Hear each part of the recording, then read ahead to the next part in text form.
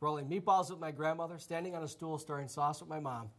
And now I'm making cheese ravioli with my beautiful daughters, Maria and Gabriella. Today I'm bringing family back to the table. We're keeping tradition alive, making cheese ravioli from scratch. In my house, Sunday dinner, everybody is involved, from cutting the bread to opening the wine to making the salads. So today, we're going to be doing some cheese ravioli with a springtime bolognese. It's going to knock your socks off. Maria's going to start out by rolling the dough. We're going to use a little all-purpose flour so that it doesn't stick. In the meantime, Gabriella is going to be mixing the cheese. And what we're using today is the Sciortino whole milk ricotta cheese. It's a traditional cheese. Gives it that old world flavor that we fall so in love with. And we're going to season our cheese just lightly with a little bit of Romano cheese, some fresh parsley, a little bit of salt and pepper. Keeping it simple and fresh. Now as she's rolling that, Maria has this dough pressed out. She's going to put it on our ravioli cutter, which looks like a cookie cutter. It's got little holes for the pockets. And while we press this down, we're going to create the little pillows that the cheese is going to fall into. Perfect. We want to put about 1/4 ounce of cheese in each ravioli. Now, if you don't want to use the cheese, ground beef works perfect. Sausage.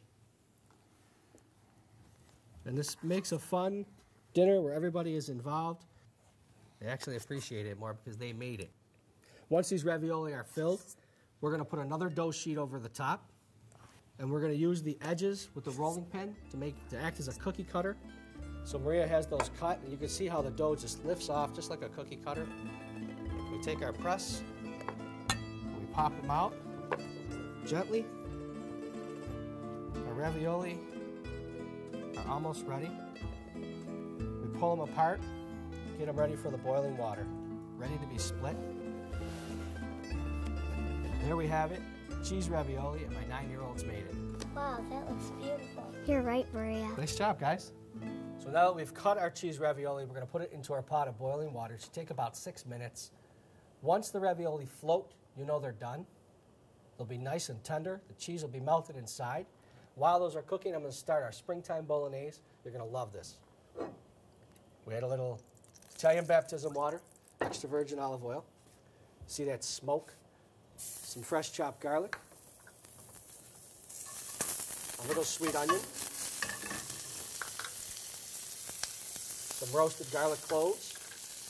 So we got our onions and our garlic. We're going to add a little bit of white wine to that. And some canned plum tomatoes, nice and fresh. Some fresh pesto. Grated pepper. And a little bit of salt. While this is cooking, I'm taking some homemade fennel sausage that we have at our restaurant. It's got the whole fennel seed, a little bit of hot pepper seed in it. We're going to take our meatballs, and we're just going to take them and break it up. Just rough. Don't have to be real fancy about it. We're going to give it a stir. Let that come to a boil. Okay, our ravioli are floating. Gabriella, can you hand me the strainer? Yep. We'll take them out of the water. You might lose one here and there, but remember they're homemade.